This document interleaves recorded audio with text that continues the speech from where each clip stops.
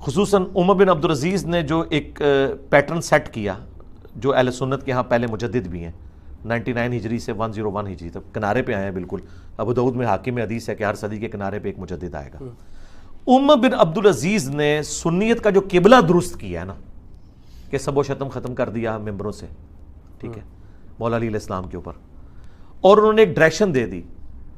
अल्लाह की गैबी ताईद अहले सुन्नत के मनहज के साथ यह है कि शिया से लाख इख्तलाफात के बावजूद कभी किसी बड़े सुन्नी आलिम ने रेड लाइन क्रॉस नहीं की मौला अली अलैहिस्सलाम के हवाले से।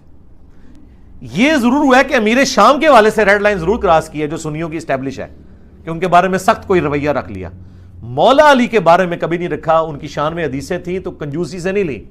यार ये अहले सुन्नत का इमाम ही है ना, अहमद बिन हंबल अल मुस्तदरिल हाकिम में सही सनद से है कि जितनी अहदीस हजरत अली की शान में, किसी और साहबी की शान में नहीं।